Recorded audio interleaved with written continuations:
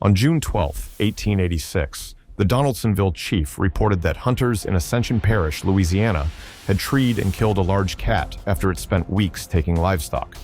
An animal they measured at 8.5 feet, well over 200 pounds, which the paper noted resembled, in its words, the jaguar more than the panther. The same shape, described the same way, in the same country, for 140 years. The witnesses are not all fools or liars.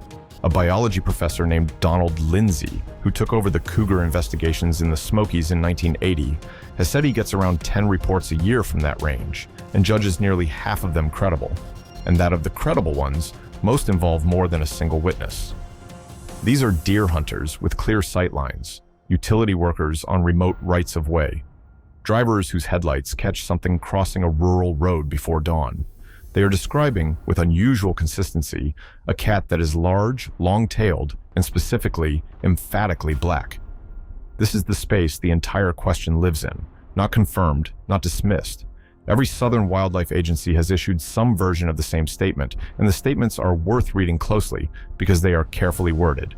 Tennessee's wildlife agency puts it plainly: no black color phase of a cougar has ever been documented.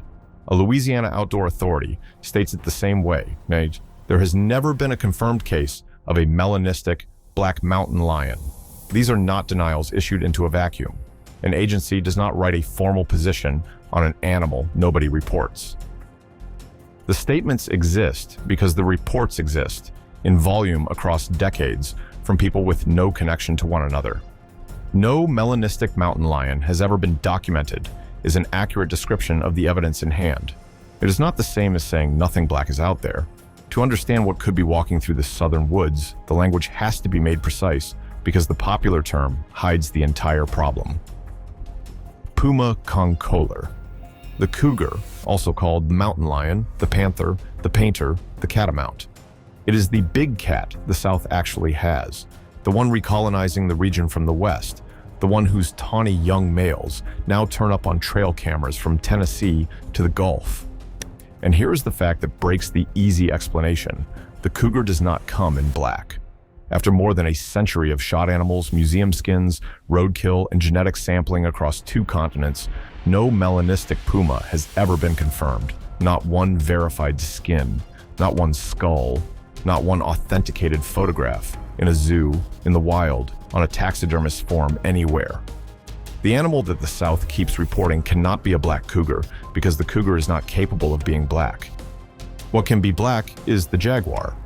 Melanism, the dark coat that produces what the world loosely calls a black panther, was mapped to the gene in 2003 when a team led by Eduardo Iziric published the molecular basis in the journal Current Biology. In jaguars, it is caused by a 15 base pair deletion in a gene called MC1R, and the critical detail is that the mutation is dominant. A jaguar needs only a single copy from either parent to be born solid black. Roughly 1 in 10 jaguars across the species range carries it. The black panther, in other words, is not a species at all. It is a color, a melanistic jaguar in the Americas, a melanistic leopard in Africa and Asia. The label has always traveled with the trait, not the animal, which narrows the Southern mystery to a single candidate. If the cat in the headlights was real and it was solid black and it was larger than a bobcat, the only animal in North America that fits is the jaguar. And the jaguar is not a stranger to the South. It is a returning native. This is the part most people have never been told. The jaguar, Panthera onca, the largest cat in the Americas, an animal that can exceed 200 pounds, was once a southern animal.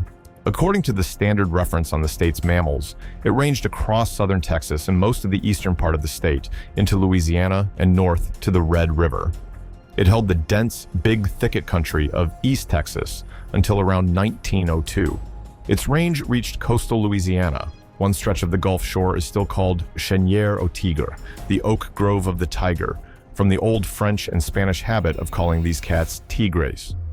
Fossil jaguar skulls have been pulled from caves in Georgia and Tennessee. When Cabeza de Vaca walked the Texas coast in the 1500s, he reported them. The settlers who came after called them American tigers to set them apart from the smaller, more common cougar. The jaguar did not leave the South because the land changed. It was removed An average of 1 jaguar a year was killed in South Texas, Arizona, and New Mexico through the first half of the 20th century. And then, in 1948, a coordinated predator poisoning program on both sides of the U.S.-Mexico border finished the job, extirpating the jaguar north of the Rio Grande in the same campaign that erased the Mexican grizzly and the Mexican wolf. The last confirmed jaguar in Texas was shot that same year, a 121-pound male, 3 miles southeast of Kingsville. The forests of the South did not become unsuitable. The cats were simply taken out of them. The corridor compressed.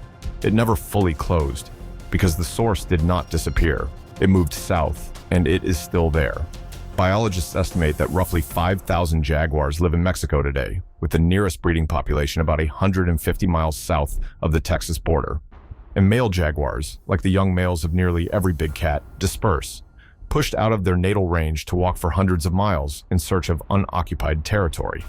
Since 1996, at least 8 individual jaguars have been confirmed in southern Arizona, identified by the unique map of their rosettes. 3 males have turned up there in the last decade alone, and in early 2024, researchers documented evidence suggesting something that had not been seen in the modern U.S. record: the possible presence of a female, the one ingredient a breeding population requires. The northern edge of the jaguar's world is pressing against the border, not retreating from it, and the melanism is pressing with it. In 2004, a camera trap in Mexico's Sierra Madre Occidental captured the first documented black jaguar in all of northern Mexico, proof that the dark coat is not confined to the rainforests of the deep tropics, but is present in the very population that sends dispersers north. The genetics make the implication concrete. Because the black allele is dominant, a single melanistic jaguar breeding with a spotted one throws black offspring roughly half the time. The trait does not dilute as it spreads. It travels intact, north, along the same corridors the cats themselves use. To understand how an animal that large could move through occupied country and leave nothing behind, consider the most famous jaguar in the United States. He was called El Jefe, the boss. A male jaguar, first photographed in Arizona's Whetstone Mountains in November of 2011, then settled into the Santa Rita Range southeast of Tucson, where remote cameras captured him more than 100 times over the next several years. He became a celebrity, the only confirmed wild jaguar in the country. And then, in late 2015, he vanished. No body, no signal, no trace. For 7 years, no one knew whether he was alive or dead. Then, in the summer of 2022, a collective of Mexican and American conservation groups made an announcement. A jaguar photographed on a trail camera in central Sonora, more than 120 miles south of his last Arizona location, had been matched to El Jefe by the unique pattern of his rosettes, with total certainty. He had crossed the international border at least twice and disappeared completely into the landscape for the better part of a decade. And he was only relocated because a camera in remote Mexico happened to catch his face. That is the lesson that should reframe every blurred Louisiana clip. El Jefe was a spotted cat in some of the most heavily surveyed jaguar habitat on the continent, monitored by trained biologists with cameras and a scat detection dog, and he still managed to be invisible for 7 years. A solid black jaguar, an animal that the dark forest is actively designed to conceal, moving through the unmonitored bottomlands of the Gulf South would not be a phantom by accident, it would be a phantom by default. This is where the comparison turns from rhetoric into ecology. The Florida panther, a cougar subspecies, and the only confirmed breeding population of big cat east of the Mississippi, collapsed in the 20th century to roughly 100 to 180 animals, and for decades it persisted in the dense cypress and palmetto of South Florida at the very edge of detectability. The ocelot did the same thing in Texas, its numbers dropping below 100 until it became, in effect, statistically invisible to surveys built for more common animals. Neither cat vanished. Both simply fell below the resolution of the tools pointed at them.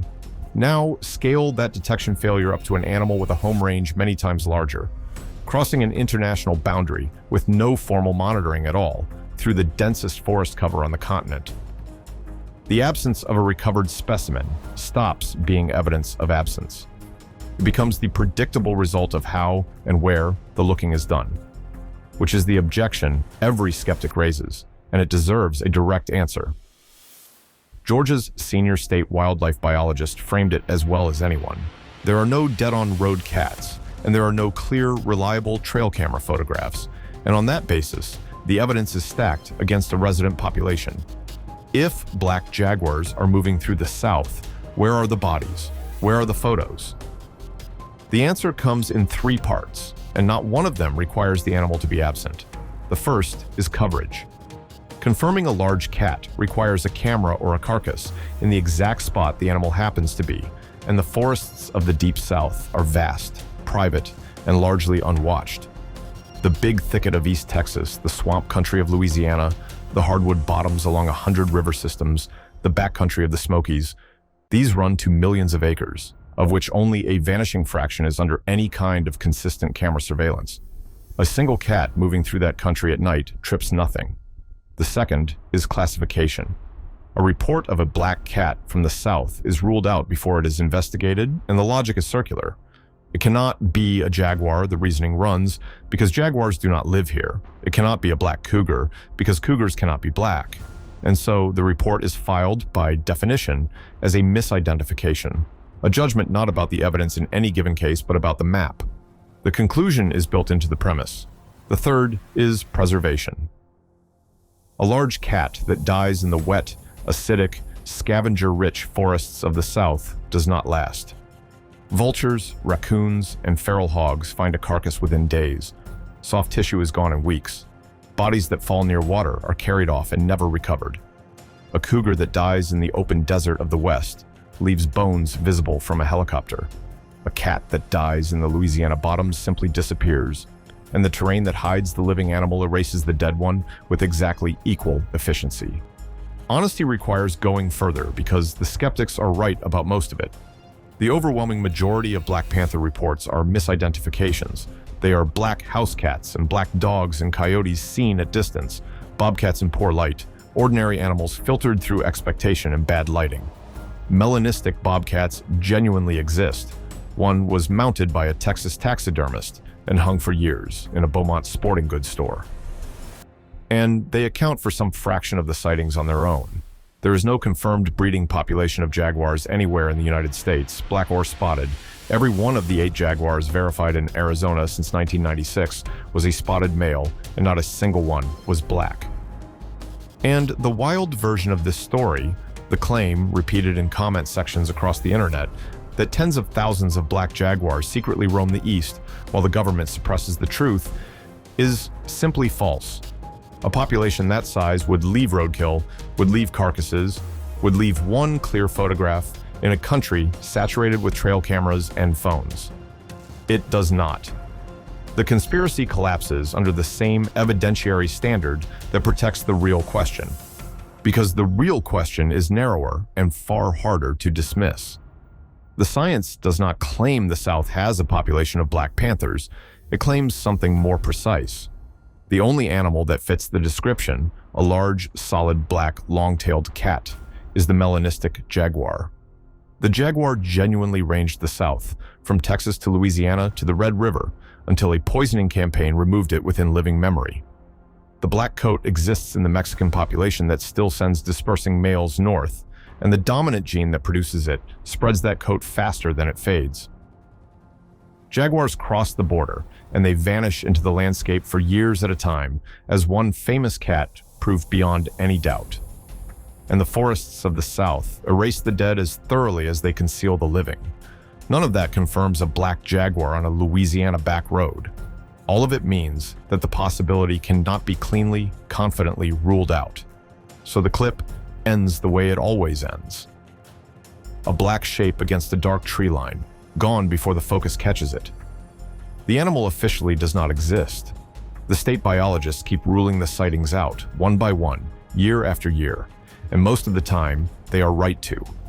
And still the reports come by the hundreds from the same dense country where the jaguar once lived and was killed off and might just possibly be drifting back into.